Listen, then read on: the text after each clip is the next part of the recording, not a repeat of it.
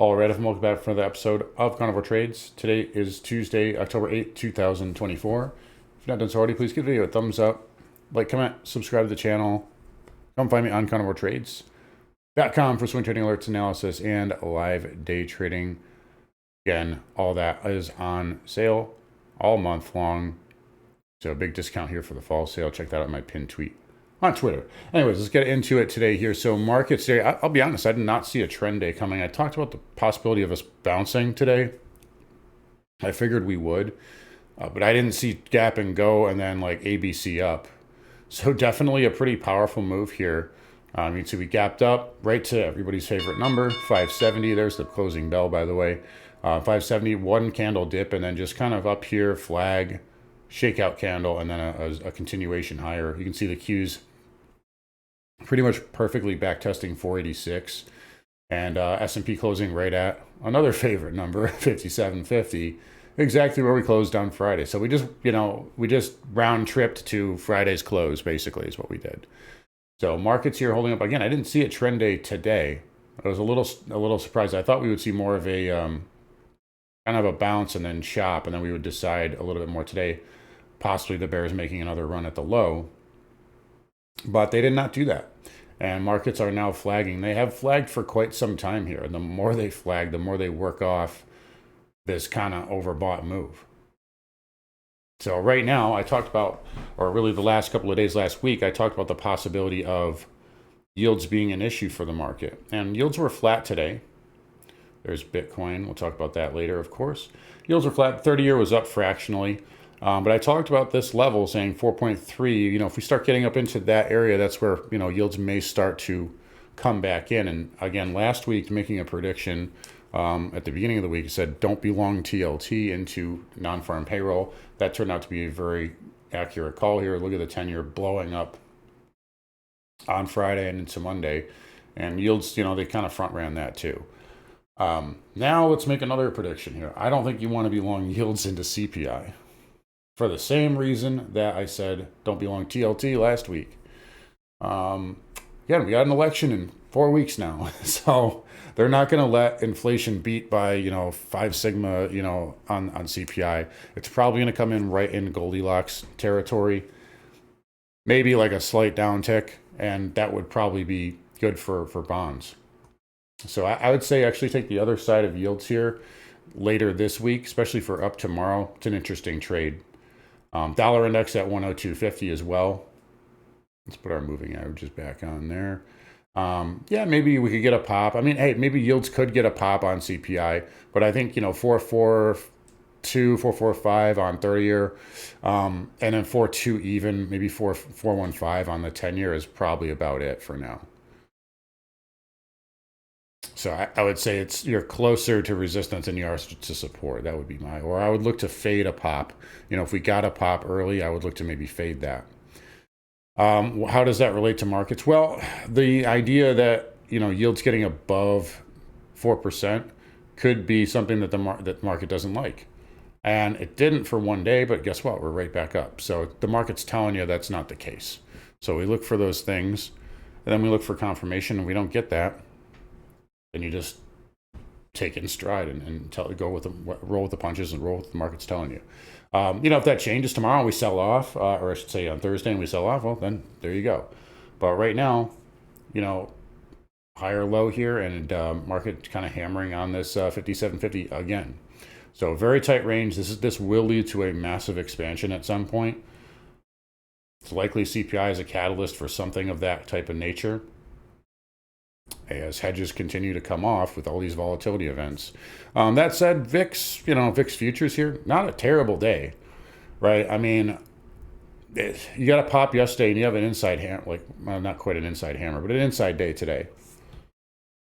VIX, mostly the same, VIXY, inside day. So volatility is still remaining bid. I don't think we'll ever see a true vol crush anytime soon. But, it could come down enough here to give the market a squeeze. So these volatility events are just set up here, and a lot of the time they are very supportive. And that is the kind of nature of things. Again, do I see a ton of upside here in the near term? It's not great. I talked about the idea of harvesting gains right around here, maybe a conservative short, and you can see the market has stalled out. It's not really following through to the downside though, and I think bears, you kind of need to start doing something soon. I talk about this all the time, but time is more important than price. Time's a factor. You got to start damaging the chart here soon. Otherwise, it's just going to consolidate and then go up. For, from a buy the dip perspective, I always like to see a shakeout of some sort, even if it's just this. This one really wasn't even that great, but I always like to see something like that before buying the dip here. But we'll see. Let's see if the market gives us that. Maybe it does, maybe it doesn't. We've got NVIDIA leading the charge here today again. I still think this is a little crowded here, but nice wedge there, and it's breaking up. 135 is the next short-term level. I think that might be it for the week. It did gamma squeeze today. This was responsible for almost all of the breakout today. So Apple was not really that strong. It had a nice gap up, but it's been kind of pinned in that 225 area. We talked about that yesterday. Tesla was up, but kind of finished with kind of a whimper there. And semiconductors were strong. Broadcom, TSM. So semiconductor-led rally, semiconductor-led sell-off, and now a semiconductor-led rally again. We'll see if that's starting to change and turn back around. Triple Q's here again, back above 486. So there's your level. This is the big point of control. Bear control below it, bull control above. Don't make it too complicated here. IWM a little bit on the weaker side. Regional banks were not that strong today. In fact, banks in general were okay. XLF up 27 cents, but not really a trend move like the rest of the market. So it was more of a tech-led rally. Dow still inside of that range, no changes. SMH there above 250, and then IGV, new all-time high, new all-time closing high. This has been my favorite sector for a while. Up 2% on the day. A lot of stocks, a lot of beaten down stocks really rallying, like Palantir. That's been a bag holder stock for years. Look at that, making new highs. PayPal, and my favorite, Carvana at 190. Again, I just updated my little recession poll. And it is now halfway there. So who's going to win, recession or Carvana? 50% of the way there. All right. Anyway, Dow Transport's here, up nicely on the day. No follow through intraday though, but up 0.5%. I still maintain that the macro pattern here is bullish. XHB up 60 basis points. No problems. VNQ, a little bit of a dead cat bounce, only up 20 basis points today. Still flirting with that 50 MA. Talked about XLF, KRE again. If that wedge breaks bear, that would be a little bit of a concern. Right now, it's okay. A lot of chatter about HYG, again, up 25 basis points. It's bouncing off the 50 MA. No chart damage, really. And again, like I said yesterday, credit spreads are pretty tight. So if that changes, we'll look at it. But right now, fins seem to be okay. XBD here continuing to inch up. So trying to peek outside of this channel. Maybe that can get to 720. By the way, China finally pulling back their FXI down 9%. ASHR down 15. A lot of people are asking me like, oh, can we buy the dip? Can we buy the dip? As we just had a 40% move in like 2 weeks. Let it play out here. Like, let it get time, right? I just said this, time more important than price. Let this tighten up for a few weeks, months. Like, look at what this is, the Shanghai ETF. It took from February to May to go from 2150 to 2550, and then we did 2250 to 36 essentially in like 2 weeks, right? And then we, from here to here, we had another like 4 or 5 months of pullback. This is not going to just work itself off after one day. It's just not. I'm not saying we won't have volatility and it won't have a big bounce. If you're short term, if you're day trading or swinging like for a day or two, that's fine. But like, let this tighten up. Like it's gonna take weeks, maybe months for this to tighten up. FXI, the same thing. Look at what we did here in October. We V-shaped all the way up, and then look, we went all the way back down to double bottom. Even right here, we went all the way up to 30, pulled back for 3-4 months. Then we had this big move. It's just going to take time. So don't be trying to jump in front of like the dagger here. Like let this firm up and put in a pattern first before we start diving in and being heroes here. So we caught the trend move. Now just back off and, you know, don't chase. And that segues into oil as well. So I like energy here. I've talked about that a lot, but I'm not chasing the move. I said like I'm waiting for a pullback. Well, that already has been a good decision there on XLE. We just retraced 3 days in one. Oil, look at this big fat engulfing candle, right? There's still a lot of political stuff going on, right? There's an election in 4 weeks, right? Don't be the hero. Don't chase. Be patient here. So let this tighten up. There's a lot of volatility. We just went from yesterday at the open 73.50 to 79, and then in a few hours we went from 79 to 72.50.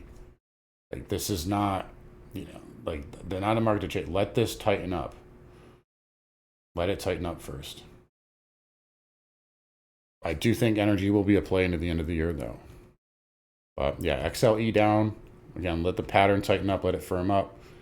XOP, OH, same thing. You don't need to chase. Chasing will work every now and then, but usually it leads to pain. Nat gas here down 1 1/4. Still like it for a higher low at some point. I do think we'll get into the low 3s. Scouting a pivot here at some point. Dollar index kind of flat today. Excuse me. If this consolidates this move, though, it can go up, right? This little box here is resistance. That's where we went into. And if we can consolidate, we can go through that. If not, then we're going to roll back over. Gold is very interesting today. We actually had a day trade on this. I didn't get filled. I know some people did. I just missed getting filled by a couple of pennies, but a little bit of a W bottom there. And that's probably the most aggressive sell. Well, it's not even that aggressive, but it's probably the most aggressive sell in gold since like what, late July or late August. We're right on the 20 DMA. It is minor. We've traded through it a lot. We're not extended from it, so it's minor. Good volume there. So is gold ready to pull back? Maybe. We'll see. Or is it just going to pull back into CPI and then pump? That's also possible. One possibility here, or one factor I noticed is the GDX only down 4 cents.